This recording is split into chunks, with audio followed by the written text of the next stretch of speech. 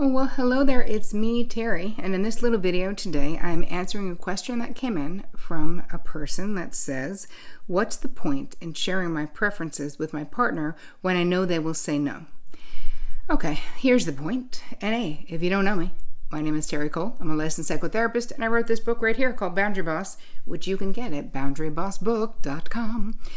All right, so what is the point? Here's the thing. So there's a lot of confusion when it comes to boundaries and sharing and effective communication. If you know the person, you imagine the person's going to say no, what is the point? And I tell this story in my Boundary Boss book that I had a really life-altering experience with this exact thing. I said to my therapist many years ago, I was graduating from grad school to become a psychotherapist after being a talent agent, and I said to my therapist, I'm not inviting my father to my NYU graduation. And she said, why? And I said, because he won't come. He hates New York City. He moved to Florida now. He's all retired. He's not going to come. And she said, okay, but do you want to ask him? And I was like, yes, I do. I really worked hard to achieve this, and I really want him to be there, or I want him to celebrate it with me somehow. Like, I can't just do it and not invite him. It just feels wrong. She was like, okay, so you're going to invite him. And I was like, oh my God. So I was doing my annual trip down to Florida to see him, and that was my homework. And of course, I couldn't fail to do it. Like, I had to do it because she said to do it. I felt like if I came back and didn't do it, I was like failing therapy. And I waited until the very last day, the very last minute. I'm packing. He's taking me to the airport. And I haven't said anything to him yet, even though we had many dinners and walked on the beach and talked and chatted and blah, blah, blah. And I'm folding my clothes and I'm sweating like, oh my God. Like, I literally, and he lived pretty close to the airport. I was like, oh my God, I have about 20 minutes. I have to do it. And I finally just said, as he's driving, hey, Dad. He was like, yeah. You have to keep in mind, I grew up being very afraid of my father. He was a man of very few words. He wasn't like mean or abusive or anything, but he was very intimidating. And me and all my sisters were afraid of him. My mother too. So I said, I got an extra ticket to my NYU graduation, if you want it. And he was like, silence. And then he goes, I really can't, Ter. And I was like, it's okay. I understand. And it's like he didn't even hear me say that. He goes, here comes the guilt. And I was like, what? Trust me, pal, I haven't guilted you a day in my life, I was thinking. And I just said, no, Dad, it's not about guilt. Of course, Mom will be there, Kath will be there, everyone else will be there. But no one can replace you because you're my only father. And our connection is really important to me. And I can totally accept that it's too much for you to come sincerely. So he didn't say anything. It was like weirdly awkward in the car. And then when I was leaving, he hugged me kind of extra long before I got on the plane and left. But after that, things shifted between us. So the point of sharing that story is that something happened.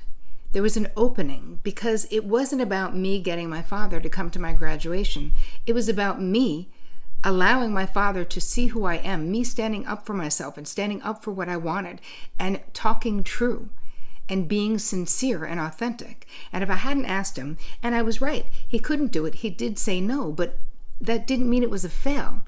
What happened is I got to talk more, and then we started talking on Sundays, and then I started getting these cards, which would never have happened before. Anytime I got any card from my father, I thought it would be about my 401k, or it's like an interoffice memo. It would never just be a card that's like, happy spring, love, Dad. That would never have happened in my life, but it did after this interaction.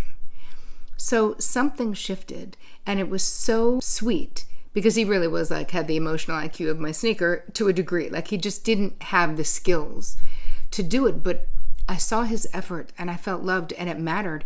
And that turned out to be the last time that I saw my father alive. He died of a massive coronary 6 months after that. He was young. He was only 61. And I had no regrets. And I think had I not asked him to come to my NYU graduation and he had not said no, I would have really had regrets.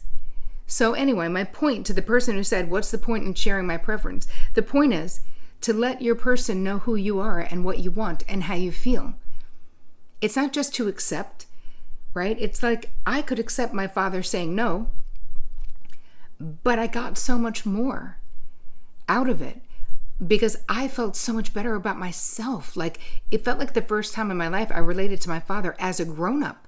Like it's okay for him to have limitations. I have limitations too. But something about telling the truth about what you want is so good for you. It's so good for your self-esteem. And listen, if your partner never acquiesces to what you want, you have to keep asking for what you want and then get it in your mind. Do you want to stay with someone who is not willing to compromise or meet you halfway? And that's something that you need to think about. So I would love to know what you all think about this question, about what I said about it. What are your feelings about it? Have you had this experience where you don't see the point in doing something if the person's not going to do what you want them to do? But do you see that there is a point?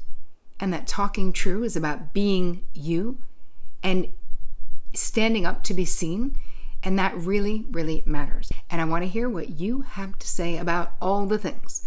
In the meantime, as always, take care of you.